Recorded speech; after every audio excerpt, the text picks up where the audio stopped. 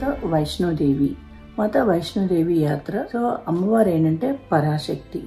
So ఇది ఒక శక్తి పీఠం అనమాట.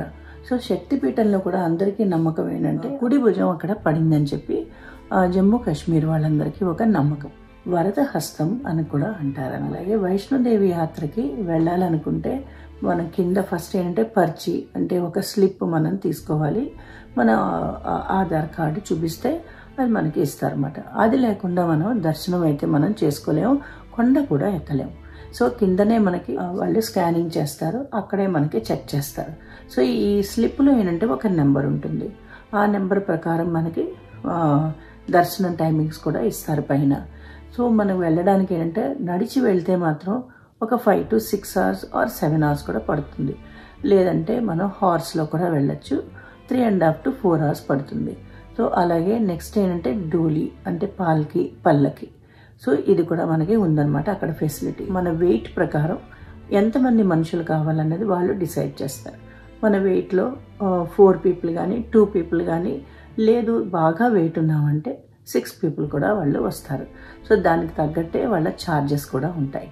సో అది కొంచెం కాస్ట్లీయే, 15,000 to 20,000 వరకు ఉంటుంది. సో హెలికాప్టర్ ఫెసిలిటీస్ కూడా మనకి ఉన్నాయి, కానీ అది ఒక 5 to 6 months బిఫోర్ మనం బుక్ చేసుకోవాల్సి వస్తుంది. సో ఇప్పుడు ఏంటంటే అమ్మవారి గురించి నాకు తెలిసినంత వరకు ఒక చిన్న స్టోరీ చెప్తాను. సో ఇప్పుడు మాతా వైష్ణోదేవి యాత్ర దాని గురించి స్టార్ట్ చేద్దాం. నమస్తే అండి, welcome to my channel.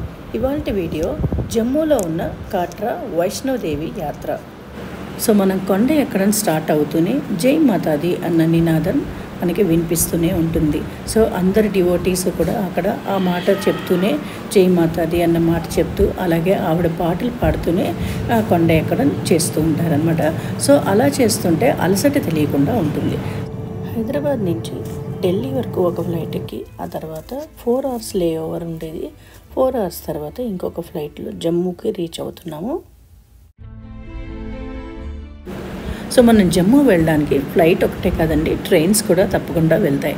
So మనం ఏ ప్లేస్లో ఉన్నా కూడా అక్కడి నుంచి ఢిల్లీకి ఫస్ట్ మనం స్టేషన్ రీచ్ అయిపోవాలి ట్రైన్లో. అక్కడి నుంచి మళ్ళీ వేరే ట్రైన్ పట్టుకొని మనం ఢిల్లీ నుంచి డైరెక్ట్గా కాట్రా ట్రైన్ కూడా ఉందన్నమాట. లేదంటే మీరు జమ్మూలో దిగారంటే అక్కడి నుంచి మనకి బస్సెస్ ఉంటాయి, లేదంటే కార్లో కూడా వెళ్ళచ్చు. సో జమ్మూ నుంచి కాట్రా వెళ్ళడానికి non AC buses and deluxe buses కూడా ఉంటాయి. అవి 35 rupees to 50 rupees వరకు టికెట్ ఫేర్ ఉంటుందన్నమాట. సో అలాగే కార్స్లో కూడా మనం వెళ్ళచ్చు, అంటే ఊబర్ లాగా కార్స్ కూడా మనం బుక్ చేసుకోవచ్చు. అవి ఏంటంటే ఒక 600 to 800, 1000 rupees వరకు ఉంటుందన్నమాట ఊబర్ ఫేర్. సో జనరల్గా ఏంటంటే మనం జమ్మూ కాశ్మీర్ వెళ్ళాలంటే చాలా ఆలోచిస్తాం. ఒకటి దూరం, ఇంకొకటి భయం అనమాట. సో జమ్మూ కాశ్మీర్లో ఏమైనా ప్రాబ్లం అవుతుందేమో అని. సో అలాంటిది ఏం భయం లేదండి, చాలా మంచి సెక్యూరిటీ ప్లేస్ అనమాట. సో ఈజీగా వెళ్ళిపోవచ్చు. సో జమ్మూలో దిగిన తర్వాత ఆన్ ద వేలో అంటే కాట్రాకి వెళ్ళే రూట్లో మేము ఏంటంటే ఒక క్యాఫెటీరియా, త్రికూట్ క్యాఫెటీరియా అని ఉందన్నమాట. అక్కడ మేము భోంచేసేసి కాట్రా అయితే రీచ్ అయ్యాం అనమాట. సో అక్కడ మేము తీసుకున్న హోటల్ పేరు ఫ్రాగ్రెన్స్ హోటల్ అనమాట. చాలా బాగుంది, మాతా వైష్ణోదేవి వాళ్ళదే. సో మాకు ఇచ్చిన రూమ్ వ్యూ కూడా ఏంటంటే హిల్ వ్యూ ఇచ్చారన్నమాట, మాతారాణి హిల్ వ్యూ, చాలా బాగుంది. సో నేను అక్కడి నుంచి కూడా ఒక చిన్న వీడియో తీశాను. సో డే టైంలో అంటే ఈవినింగ్ ఒక 4:30, 5 o'clock కదండి, అందుకని కొంచెం ఎండగా ఉన్న టైంలో వీడియో తీశాను అనమాట. సో మేము ఒక 1 hour రెస్ట్ తీసుకుని ఆ తర్వాత మేము ఫ్రెష్ అయిపోయి కొండ ఎక్కడం స్టార్ట్ అయ్యాం అనమాట. సో మనం దర్శనానికి వెళ్ళే ముందు మాత్రం కాట్రాలో అంటే కిందనే కొండ ఎక్కే ముందు మనం ఒక పర్చి అంటే ఒక టోకెన్ నెంబర్ తీసుకోవాలి. సో దానికంటూ ఒక సపరేట్ ఆఫీస్ ఉంటుందన్నమాట. కింద ఒక బస్ స్టేషన్ అంటే బస్ డిపో అంటారు కదా, అక్కడ ఒకటి ఉంటుంది. సో అక్కడికి వెళ్ళి మనం మన ఆధార్ కార్డు చూపిస్తే అది చూసిన తర్వాత వాళ్ళు ఫోటో ఒకటి తీస్తారు. ఆ తర్వాత మనకి పర్చి అంటే ఒక టోకెన్ ఇస్తారనమాట. సో అది తీసుకున్న తర్వాత ఎక్కడైతే కొండ ఎక్కడం స్టార్ట్ అవుతుందో ఆ ప్లేస్కి మమ్మల్ని ఆటోలో డ్రాప్ చేసేసారనమాట. సో మేమిద్దరం అయితే యాక్చువల్గా ఏంటంటే డోలీ అంటే పాల్కీలో వెళ్దాం అనుకున్నాం, కానీ పాల్కీ చాలా కాస్ట్లీగా ఉండేదండి. ఈచ్ పర్సన్కి 15,000 అని అన్నారు. మాకు కొంచెం ఎక్కువ అనిపించింది అనమాట. సో అందుకని నెక్స్ట్ ఆప్షన్ ఏంటంటే హార్స్లోనే తీసుకున్నాము. ఇంతవరకు అయితే ఎప్పుడు నడిచే వెళ్ళాము అనమాట. 7 to 8 times వెళ్ళాము. బట్ ఈసారి మాత్రం మాకు ఎక్కువ టైం లేక మేము హార్స్ కానీ లేదంటే డోలీ కొంచెం తక్కువగా వస్తే డోలీ అనుకున్నాం. యాక్చువల్గా హెలికాప్టర్ చాలా ఫస్ట్ అనుకున్నాం అనమాట. బట్ ఏంటంటే మాకు జూలై వరకు ఓపెనింగ్స్ లేవని అన్నారు. సో హార్స్ ఏంటంటే 2500 పర్ పర్సన్ అని అన్నారు. సో ఓకే అని చెప్పి ఇంకా మేము అదే ఎక్కామన్నమాట. కట్రాలో ఫస్ట్ ప్లేస్ ఏంటంటే బాణగంగా అని అంటారు. బాణగంగా నుంచి భవన్ వరకు మేము డైరెక్ట్గా గోడాలోనే అంటే హార్స్లో వెళ్ళిపోయామన్నమాట. 3.5 hours పట్టింది అక్కడ రీచ్ అవ్వడానికి. సో 3 to 4 బ్రేక్స్ తీసుకుని పైన అంటే భవన్ అక్కడికైతే రీచ్ అయిపోయాం అనమాట. సో ఇక్కడ రీచ్ అవ్వడానికి హార్స్లో అయితే ఒక 3.5 to 4 hours పట్టింది బ్రేక్స్తో పాటు. సో నడిచి వెళ్ళాలంటే మాత్రం అట్లీస్ట్ 5.5 to 6 hours పడుతుంది. సో టోటల్ కిలోమీటర్స్ ఏంటంటే 14 అనమాట. సో పైన రీచ్ అయిపోయి ఆ తర్వాత దర్శనం వెళ్ళే టైంకి మాకు 12:30 అలా అయిపోయిందనమాట. 4 hours పైనే పట్టింది. సో మేమన్నీ మా దగ్గర ఉన్న సామాన్లన్నీ కూడా లాకర్లో పెట్టాలి. ఫోన్స్ అవన్నీ కూడా ఏమీ ఉండకూడదు మన దగ్గర. సో ఓన్లీ జస్ట్ చిన్న పర్స్ పెట్టుకోవాలన్నమాట. అది కూడా లెదర్ కానీ అలాంటివి ఏమైనా ఉంటే మనకి ఆ స్కానింగ్లో వాళ్ళు అడుగుతారన్నమాట, ఏమున్నాయని చెక్ చేస్తారు. సో అవన్నీ కూడా మనం లోపల పెట్టేస్తేనే ఎప్పుడు బెటర్ అనమాట. సో లోపల పెట్టేసి మేము అప్పుడు దీనికి వెళ్ళాము, దర్శనానికి వెళ్ళాం అనమాట. దర్శనానికి మేము ఎప్పుడు వెళ్ళేదానికన్నా కొత్తగా ఒకటి కట్టారనమాట. ఒకటి ఏంటంటే అది స్కై వాక్ అని కట్టారు. సో చాలా బాగుందనమాట. స్ట్రైట్గా లోపలికి వెళ్ళిపోవడమే. అది పైనుంచి కొన్ని మెట్లు ఎక్కి ఆ తర్వాత పైనుంచి అనమాట. ఇప్పుడు చూపిస్తున్నాను కదండి అదనమాట. సో అక్కడికి ఏంటంటే లేడీస్ అండ్ జెంట్స్ విడివిడిగా ఏదో పంపిస్తున్నారు. బట్ లోపల ఏంటంటే చాలా ఖాళీగానే ఉంది. సో అక్కడి నుంచి మేము లోపలికి వెళ్ళిపోయాం అనమాట. దర్శనం అయితే మాకు ఒక 35 to 45 minutes 1 hour లోపల అనుకోండి, అంతవరకు అయిపోయింది. చాలా ఈజీగా ఫాస్ట్గా అయింది.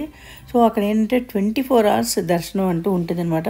సో ఒక రోజుకి ఒక 2 to 3 times వాళ్ళు దర్శనం అన్నది స్టాప్ చేస్తారు. అది కూడా 1 hour అనమాట. అమ్మవారికి హారతి టైమ్ అండ్ భోజనం టైం అని అది ఆ టైంలో స్టాప్ చేస్తారు అంతే. అంతకన్నా ఇంకెక్కువ ఎప్పుడు ఆగడం అంటూ ఉండదన్నమాట. మోస్ట్లీ నైట్ నడిచి వచ్చేవాళ్ళు ఎక్కువ ఉంటారనమాట. సో ఎందుకంటే అమ్మవారికి జాగరణ అన్నది చాలా ఇష్టం అని అంటారు. సో అందుకని నైట్ ఒక 8 తర్వాత స్టార్ట్ అయ్యి 12:30, 1:30, 2 వరకు అలా రీచ్ అవుతూ ఉంటారు. ఆ తర్వాత ఇమ్మీడియట్గా ఏంటంటే దర్శనానికి వెళ్లకుండా అక్కడే ఫ్రీగా రగ్గులు అంటారు కదండి, కంబలు అంటాం కదా, అవి తీసేసుకుంటూ ఉంటారనమాట. అవి ఫ్రీగానే దొరుకుతూ ఉంటాయి. సో అవి తీసుకుని కొంతమంది అక్కడే పడుకుని పోతారనమాట. సో అలా కాకుండా దర్శనం చేసేసుకున్న వాళ్ళు కూడా చాలామంది ఉంటారన్నమాట. మేము ఎప్పుడూ అక్కడ కూర్చుని పడుకోవడం కానీ అదేం చేయలేదు. మేము ఏంటంటే నడిచి వెళ్ళిన వెంటనే అలాగా డైరెక్ట్గా దర్శనం చేసేసుకుని కిందకి రావడం కూడా స్టార్ట్ అయిపోతూ ఉంటాం అనమాట. ఇంతవరకు అయితే అలాగే చేసాము. సో ఇప్పుడు కూడా అలాగే చేశాను అనమాట. నైట్ 12:30 తర్వాత మేము దర్శనానికి వెళ్ళాం. 1:30, 1:45 లోపున బయటకు అయితే వచ్చేసాము. సో స్టార్టింగ్ పాయింట్ బాణగంగా అని అంటాం కదండి, అక్కడ స్టార్ట్ అవుతాం మనం నడవడం. అక్కడి నుంచి మనం రీచ్ అవ్వడానికి పైన భవన్ అంటాం కదా, అక్కడికి రీచ్ అయ్యేలోపు మనకి మధ్యలో కలిసేది ఏంటంటే చరణ్ పాదుక అని ఒకటి వస్తుంది. ఆ తర్వాత వచ్చేది ఆదికువారి అని వస్తుంది అన్నమాట. అమ్మవారి గర్భం అనమాట అది. సో దాని లోపల నుంచి కూడా చాలామంది వెళ్తూ ఉంటారు. కానీ అదేంటంటే చాలా టైం పడుతుంది. ఒక 24 hours అయితే మనకి పడుతుంది లైన్లో నుంచోవాల్సి వస్తుంది అన్నమాట. సో లోపల నుంచి ఒక ఐ థింక్ 2 to 3 minutes ఎంత పడుతుంది అనుకుంటాను బయటికి రావడానికి. లోపల నుంచి పడుకుని ఆరు పాకుతూ బయటికి రావాలన్నమాట. సో అది కొంచెం కష్టం అని అనిపిస్తుంది కానీ బట్ వెళ్తే మాత్రం బాగుంటుందన్నమాట. శరద్ నవరాత్రి అంటే నవరాత్రి ఉత్సవాలు మాత్రం చాలా బాగా చేస్తారు. పైన వైష్ణోదేవి అంతా కూడా పువ్వులతో ఫ్రెష్ ఫ్లవర్స్తో అలంకరణ చేస్తారు. అలాగే డివోషనల్ సాంగ్స్, అలాగే జాగరణతో చాలా కోలాహలంగా ఉంటుంది. సో ఇప్పుడు ఆ అమ్మవారు పుట్టడానికి గల కారణం, అలాగే ఎక్కడ పుట్టింది, ఇవన్నీ కూడా మనం అమ్మవారి స్టోరీ ద్వారా తెలుసుకుందాం. సో త్రేతాయుగంలో రావణాసురుడు, అలాగే కుంభకర్ణుడు, కరదూషణుడని, తాడక, సో వీళ్ళందరూ ఏంటంటే రాక్షసులు కదండి. వీళ్ళని హతమార్చడానికి మిగతా దేవతలందరూ కూడా ఆలోచించారనమాట. ఎవరైనా ఒక డివైన్ ఫామ్ అంటే దైవ సంబంధంగా ఉండే ఒక అమ్మాయిని వాళ్ళు క్రియేట్ చేశారనమాట. అప్పుడు ఒక సాధారణ లక్షణాల కంటే అతీతంగా ఉండే ఒక అమ్మాయి ఫామ్ అవుతుంది అక్కడ. అప్పుడు ఆ అందమైన అమ్మాయి ఏంటంటే దేవతల్ని అడుగుతుందనమాట, ఎందుకు నన్ను క్రియేట్ చేశారు అని. అప్పుడు దేవతలందరూ చెప్తారనమాట, ధర్మాన్ని ప్రొటెక్ట్ చేయడానికి నిన్ను క్రియేట్ చేశామని చెప్తూ ఉంటారనమాట. అప్పుడు అమ్మాయి సౌత్ ఇండియాలో రత్నాకర్ సాగర్ అన్న ఒకళ్ళ ఇంట్లో అమ్మాయి పుడుతుందన్నమాట. ఆ చిన్నపిల్లకి త్రికూట అని పేరు పెడతారు. ఆ తర్వాత వైష్ణవ్ అని కూడా అంటూ ఉంటారు, ఎందుకంటే వైష్ణవ్ ధర్మానికి చెందిన కుటుంబంలో ఉండడంతో వైష్ణవ్ అని కూడా అంటారు. సో అలాగే ఆ అమ్మాయిలో ఉన్న దైవ సంబంధితమైన పవర్స్ ఉండడంతో ఆ అమ్మాయిలో ఉండే మిరాకిల్స్ అవన్నీ కూడా స్ప్రెడ్ అవుతూ ఉంటాయి. ఎలా అంటే దేవతల్ని, సన్యాసుల్ని, అలాగే నార్మల్ భక్తులను కూడా, అంటే హోలీ పర్సన్స్ అంటాం కదండి, వాళ్ళందరినీ ఆకట్టుకుంటుందన్నమాట. సో వైష్ణోదేవి అమ్మవారు ఉన్న పర్వతాలని త్రికూట పర్వతాలు అని కూడా అంటారనమాట. సో అక్కడ వాళ్ళ నమ్మకం ఏంటంటే మాతా వైష్ణోదేవి కూడా ఒక శక్తిపీఠం అని కూడా అంటారనమాట. సో కొంతమంది నమ్మకం ఏంటంటే మాతా సతీ ఇది స్కల్ అక్కడ పడింది అని అంటారు. కానీ కొంతమంది ఏంటంటే కాదు, అక్కడ ఏంటంటే అమ్మవారి రైట్ ఆర్మ్ అంటే కుడి భుజం అక్కడ పడింది అని కూడా అంటారనమాట. ఎందుకంటే అక్కడ ఒక రాయి కింద ఒక చెయ్యి ఉండిపోవడం చాలామంది చూసి, అందుకనే ఆవిడని అక్కడ చెయ్యి పడింది, ఆ రైట్ హామ్ పడింది, దాన్నే వరదహస్త అని అంటారనమాట. అంటే అమ్మవారి ఆశీర్వాదం మన మీద ఉన్నట్టు అనమాట. సో ఇంకొకటి ఏంటంటే అమ్మవారికి ఒక రూపం, ఆకారం కానీ అలాంటివి ఏమీ ఉండవు. సో 3 రాళ్ళు ఉంటాయి అంతే, అంటే పిండ్ అని అంటారనమాట. సో మాతా వైష్ణోదేవిని మహాలక్ష్మి, మహాకాళి, మహాసరస్వతి అని కూడా అంటారనమాట. కానీ ఆ 3 రాళ్లలోనే అమ్మవారిని మనం కొలుస్తూ ఉంటాం అనమాట. 700 ఏళ్ల క్రితం కాట్రా టౌన్కి 2 కిలోమీటర్ల దూరంలో హంసాలి అని ఒక చిన్న విలేజ్ అంటే గ్రామం ఉందిట. సో దానికి దగ్గరలో ఉన్న త్రికూట పర్వతాల నుంచి ఒక సౌండ్, పెద్ద పెద్ద సౌండ్స్ వినిపిస్తూ ఉండేవిట. అలాగే మాటలు కూడా వినిపిస్తూ ఉండేవిట. ఏంటంటే నిన్ను ఎలా కొలవాలో తెలియట్లేదు, నీ రూపం కానీ నువ్వు ఎలా ఉంటావన్నది కూడా నాకు అసలు తెలియట్లేదు, అండ్ నిన్ను గురించి ధ్యానం కూడా నేను సరిగ్గా చేయలేకపోతున్నాను. నేను ఎన్నో పాపాలు చేస్తున్నాను, నా పాపాలనన్నిటినీ నువ్వు తొలగిస్తావని అనుకుంటున్నాను.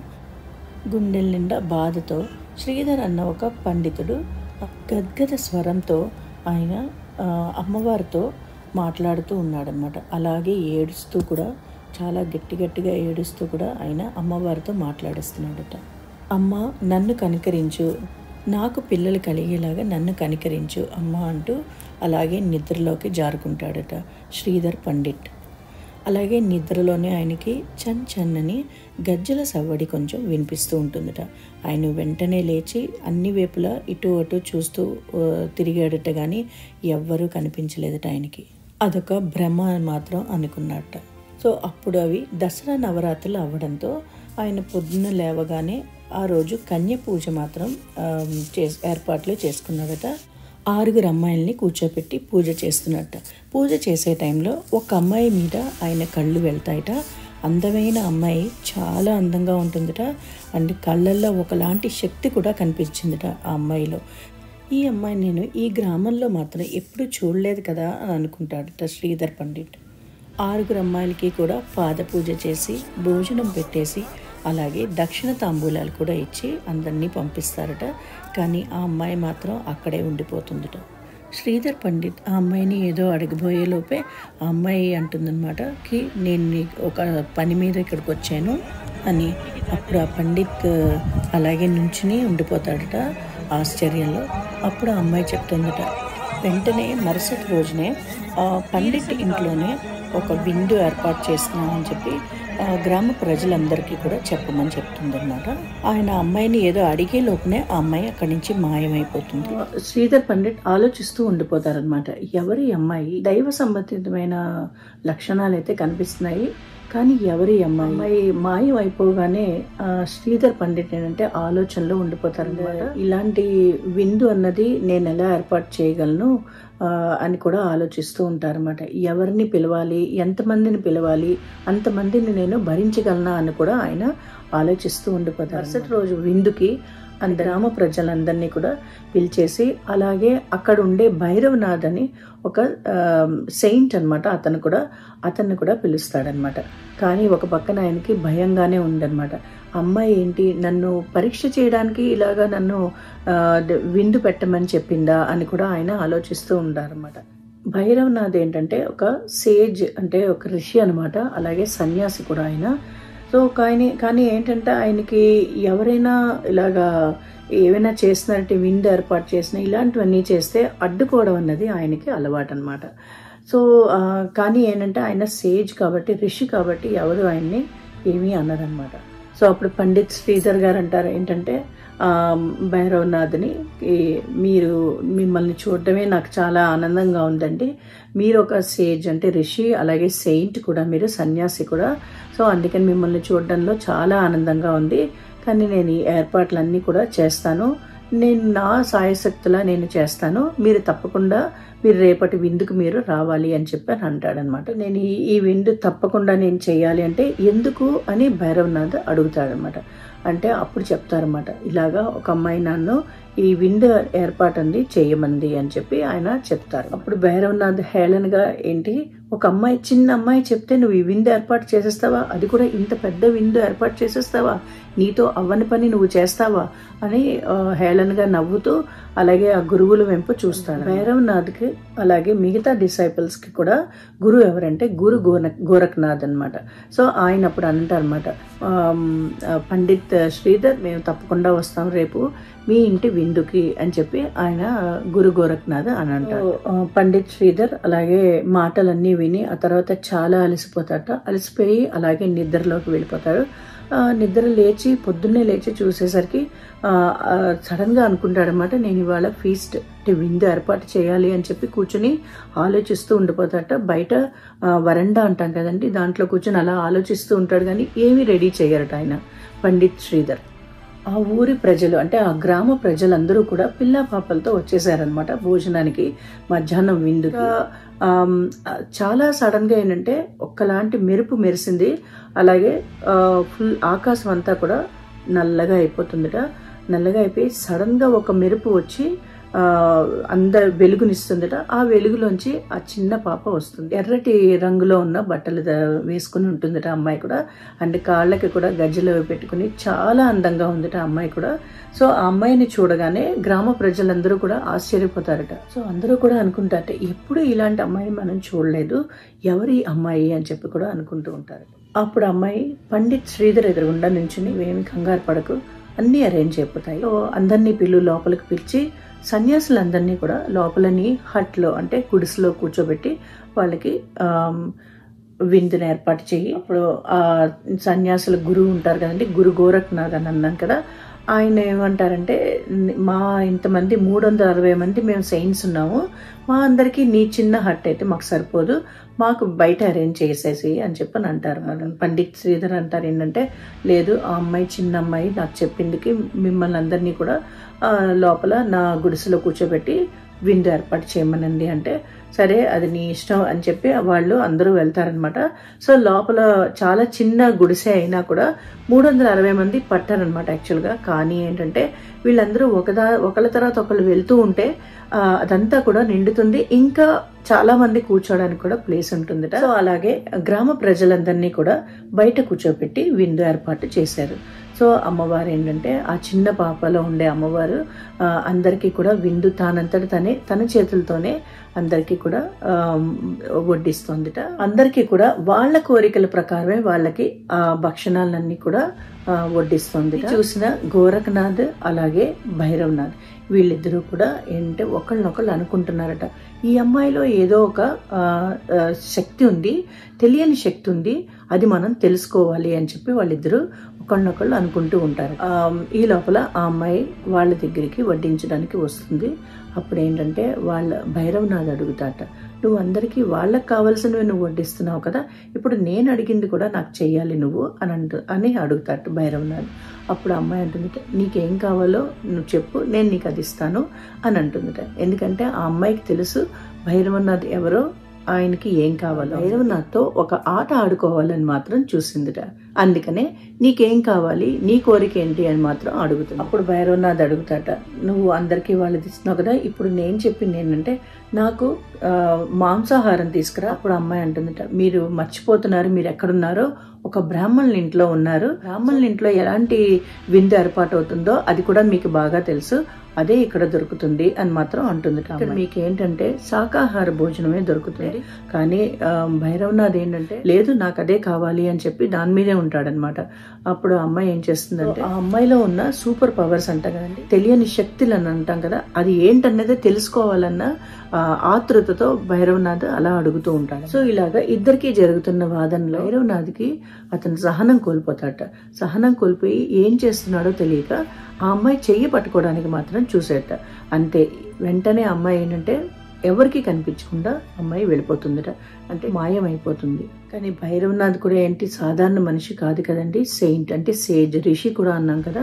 అందుకనే అతనిలో ఉన్న పవర్స్ తో ఆ అమ్మాయి ఎక్కడుందన్నది కనుక్కోవడానికి మెడిటేషన్లో అంటే ధ్యానంలోకి వెళ్ళిపోతూ ఉంటాడు. అయినా కూడా ఆ భైరవనాథ్కి తెలియకపోతే గురు గోరఖ్నాథ్, ఆయన గురువు ఉన్నారు కదండి, గురు గోరఖ్నాథ్ అని, ఆయన ఏంటంటే పర్మిషన్ అడుగుతారు అనమాట.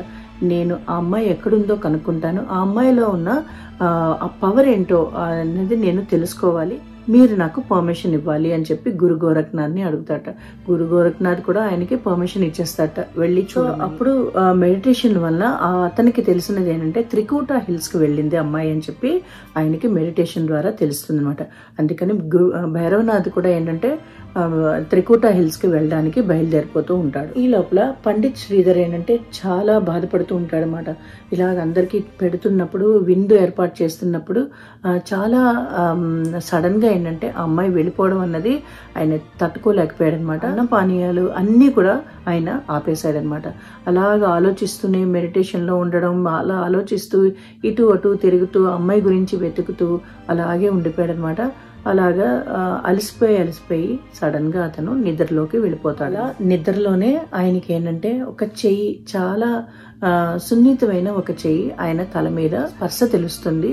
వెంటనే ఆయన కళ్ళు తెరుస్తాడనమాట, ఏంటి అవుతోంది అని. సో ఎదురుగుండానేమో దుర్గాదేవి కనిపించింది. సింహం మీద కూర్చున్న దుర్గాదేవి, అలాగే కత్తితో, ఆవిడకున్న అన్ని వెపన్స్ తోని ఆవిడ కనిపిస్తుంది అనమాట. ఎందుకు నువ్వు నీ అన్నపానీయాలన్నీ మానేసావు, నీ ఖాళీ కడుపుతో నన్ను ఎలా కొలుస్తావు, నువ్వు ఖాళీగా ఉంటే నువ్వు చేయలేవు కదా, నన్ను పూజ చేయలేవు కదా, నువ్వు ధ్యానంలోకి వెళ్ళలేవు కదా అని అమ్మవారు అంటుందట. ఇలాంతా వింటూ ఉంటే ఆయనకి తెలియట్లేదట ఏంటవుతుందో, ఆవిడని అలాగే చూస్తూనే ఉండిపోయాడట. సో అప్పుడు అంటుందట, రా నిన్ను ఒక దగ్గరికి తీసుకెళ్తాను అని. సో అలాగే ఆవిడ చెయ్యి పట్టుకుని అలాగే వెళ్తూ ఉంటాడట. వెళ్తూ ఉంటే త్రికూట హిల్స్ అలాగే పైకి ఎక్కి ఆయన్ని అలాగే తీసుకెళ్తూనే ఉందట ఆ చిన్న పాప. సో సింహం మీద కూర్చున్న అమ్మవారు. సో అలాగ వెళ్తూ ఉంటే కేవ్ అంటే ఒక గుహలోకి తీసుకెళ్తుందట. అదే ఏంటంటే ఆదికుమారి అనమాట. ఆదికుమారి గుహలోకి లోపల నుంచి వెళ్ళి మళ్ళీ బయటకు వచ్చి మళ్ళీ ఏంటంటే అలాగ తీసుకెళ్తూ ఉంటే అక్కడ ఏంటంటే అమ్మవారిది పిండి అని అంటాం కదండి.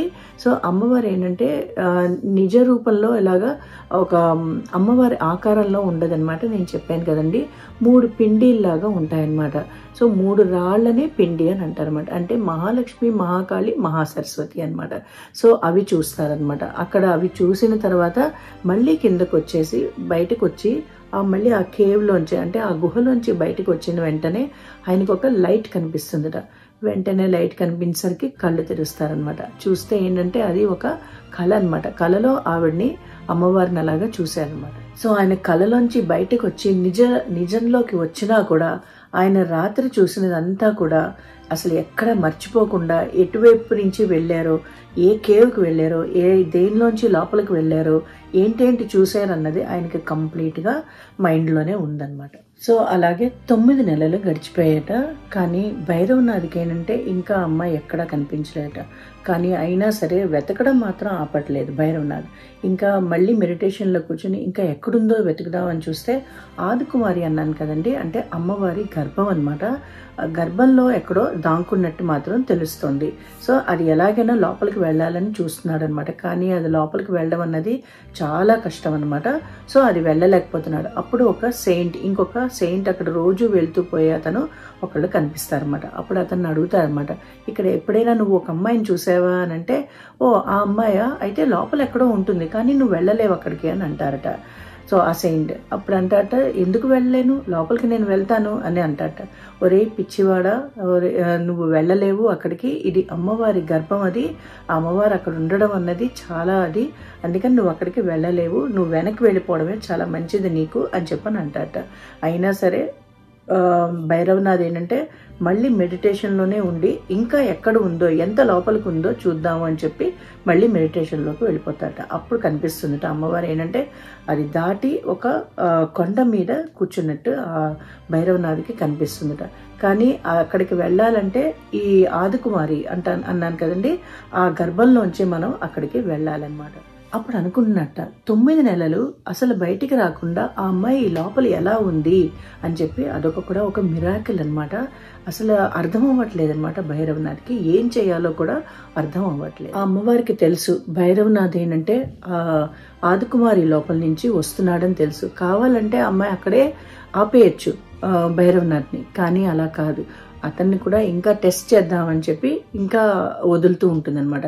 సో భైరవనాథ్ ఏంటంటే ఇంకా లోపల నుంచి అలాగా వెళ్తూనే ఉంటాడు. సో భైరవనాథ్ ఏంటంటే లోపలికి అలా వస్తూ ఉంటే అమ్మవారు కూడా మళ్ళీ బయటకు వచ్చేసి ఇంకొక మౌంటైన్, ఇంకొక పర్వతం ఎక్కేసి అక్కడ కూర్చుంటుంది అనమాట. అక్కడి నుంచి చెప్తూ ఉంటుంది అనమాట భైరవనాథ్కి, నువ్వు ఇంకా రాకు, ఇక్కడికి రాకూడదు, నువ్వు వెనక్కి వెళ్ళిపో అని చెప్తుందట. కానీ వినడట భైరవనాథ్. ఆవిడికి కాపలాగా కొన్ని మంకీస్ని, అంటే వీర్ లంగర్స్ అని అంటారు అన్నమాట, అక్కడ వాళ్ళని పెట్టుకుంటుంటుంది. సో మంకీస్ అన్నీ ఏంటంటే భైరవనాథ్ని అడ్డుకుంటాయన్నమాట. ఆ కోతులన్నీ కూడా భైరవ్ని ఆపడానికి చాలా ట్రై చేస్తారన్నమాట. కానీ భైరవనాథ్ ఏంటంటే చాలా బలవంతుడు కదండి.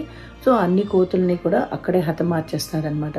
సో ఏవి కోతులు కూడా మిగలవు. సో అన్ని కోతుల్ని చంపేసి భైరవ్ ఏంటంటే లోపలికి మళ్ళీ దూసుకుపోయి వెళ్ళిపోతూ ఉంటారు. సో అప్పుడు అమ్మవారు వెంటనే చండీ రూపంలోకి వచ్చేస్తుంది అనమాట. వెంటనే రూపంలో వచ్చేసి చేతిలోకి ఒక కత్తి తీసుకుని వెంటనే భైరవనాథ్ ఒక తలని నరికేస్తుంది అనమాట.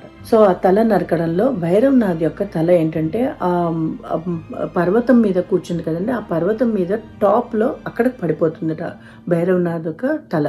సో అందుకనే ఆ ప్లేస్ ని ఏమంటారంటే భైరవ్ ఘాట్ అని అంటారు. సో తల అక్కడ పడిపోయినా కూడా ఆయనకి ఏంటంటే ఇంకా బాడీలో చలనం ఉందట. అప్పుడు ఆయనకి ఏంటంటే తెలుస్తుంది అనమాట అమ్మవారి యొక్క శక్తి ఏంటి అన్నది తెలుస్తుంది.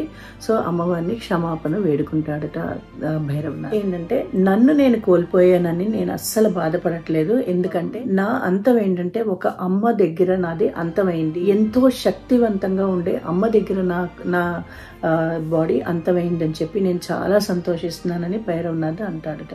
సో నాకు ఇదే మోక్షం అని అంటాడట. అండ్ ఇంకోటి ఏంటంటే నన్ను క్షమించమ్మా, నిన్ను చిన్న పిల్లలా చూసి నిన్ను చాలా నేను ఎన్నో రకాలుగా నేను దూషించాను, ఆలోచించాను నీ గురించి, నీ శక్తులన్నీ ఏంటన్నది నేను తెలుసుకోవాలని చెప్పి నేను ఇంత ఇదిగా వెంటపడ్డాను నేను అని చెప్పని అంటట. నన్ను క్షమించమ్మా అని కూడా అడుగుతాడనమాట. సో ఆ అమ్మవారు ఇది విని చాలా బాధపడి అప్పుడు అంటుందట, నువ్వేమీ బాధపడకు, వచ్చిన ప్రజలందరూ కూడా నన్ను చూడ్డానికి వచ్చినప్పుడు తప్పకుండా నిన్ను కూడా ఇంత పైకి వచ్చి నిన్ను కూడా దర్శనం చేసుకుని వెళ్తారు, అదే నీకు నేను ఇస్తున్న వరం అని చెప్పని అంటుంది. సో దీన్నే భైరవ్ ఘాట్ అని కూడా అంటారనమాట. అమ్మవారిది ఏంటంటే ష్రైన్, మాతా వైష్ణోదేవి ష్రైన్ అని అంటాం కదండి. అక్కడి నుంచి ఇంకొక 3 కిలోమీటర్స్ మళ్ళీ కొంచెం పైకి వెళ్తే భైరవనాథ్ ఘాట్ అని వస్తుంది. అక్కడ కూడా మనం అందరం ఏంటంటే తప్పకుండా వెళ్తూ ఉంటాం అనమాట. అండ్ ఇంతలో ఏంటంటే పండిత్ శ్రీధర్ ఉన్నారు కదండి, ఆయనకి కళ వచ్చిందని అన్నాను కదా. సో ఆ కళ అలాగే ఆయన ఆలోచిస్తూ కళలో ఎలాగ ఆయన చూశారో అదే పాత్లో అదే వేలో ఆయన కొండ ఎక్కడం, త్రికూట హిల్స్ ఎక్కడం స్టార్ట్ చేశారన్నమాట. సో అలా ఎక్కుతూ మధ్యలో ఆయన మర్చిపోతున్నా కూడా మళ్ళీ కళలో ఏంటొచ్చిందో ఆలోచిస్తూ అలాగే కొండ పైన ఉన్న కేవ్ అంటే ఆ గుహ దగ్గరికి వస్తారు. అంటే అదే ఆదికుమారి అని అంటాం కదండి, అక్కడికి వస్తారు. సో ఆదికుమారి లోపలికి వెళ్ళి అక్కడ ఏంటంటే అమ్మవారికి దీపం పెడతారు. అలాగే ఇంకొంచెం ముందుకు వెళ్తే అమ్మవారిది ఏంటంటే పిండీస్, అంటే మహాలక్ష్మి, మహాకాళి, మహాసరస్వతి అని 3 రాళ్ళు పిండీస్ అని అంటాం కదండి, అవి చూస్తారన్నమాట. అక్కడ చూడగానే ఆయన చాలా సంతోషపడిపోతారట. అక్కడ కూడా దీపం పెట్టి ఇంకా రోజు ఏంటంటే ఆయన అలాగే చేయడం మొదలు పెట్టారట. సో ఇది చూసి అమ్మవారు చాలా సంతోషించి ఆయనకి ఎదురుగుండా ప్రత్యక్షం అవుతుందట. అప్పుడు అంటుంది ఏంటంటే అమ్మవారు ఆయన్ని ఆశీర్వదిస్తుంది అనమాట. నీకు 4 సంతానం కలుగుతారు, 4 అబ్బాయిలు కలుగుతారు. ఆ సంతానం ఏంటంటే నన్ను పూజిస్తూ ఉంటారనమాట. ఆయన చాలా సంతోషపడిపోతారట. ఇంకా అలాగే ఏంటంటే ఎప్పుడూ కూడా ఇంకా వాళ్ళ కుటుంబం అంతా కూడా అమ్మవారికి సేవలోనే ఉండిపోతారట. సో అలాగే లక్షల కొలది, వేల కొలది, లక్షల కొలది డివోటీస్ అమ్మవారి దర్శనానికి వెళ్తూ ఉంటారు. ఇలాగా మాత వైష్ణోదేవి ఒక చిన్న స్టోరీ అండి. నాకు తెలుసున్నది నేను మీకు చెప్పాను.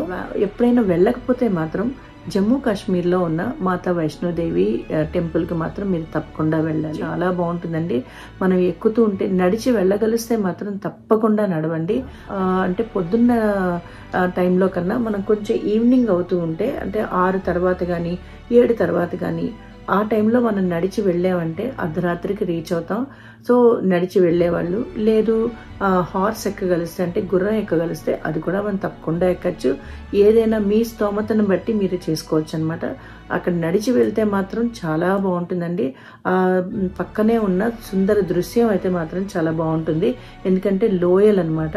సో కాకపోతే ఏంటంటే మనం డే టైంలో చూడవలసింది ఏంటంటే ఆ లోయలు ఎంత ఇదిగా ఉన్నాయో చూడాలంటే మాత్రం ఒకసారి డే టైంలో కూడా మనం వెళ్ళచ్చు. నేను అలా కూడా ఒకసారి వెళ్ళాను.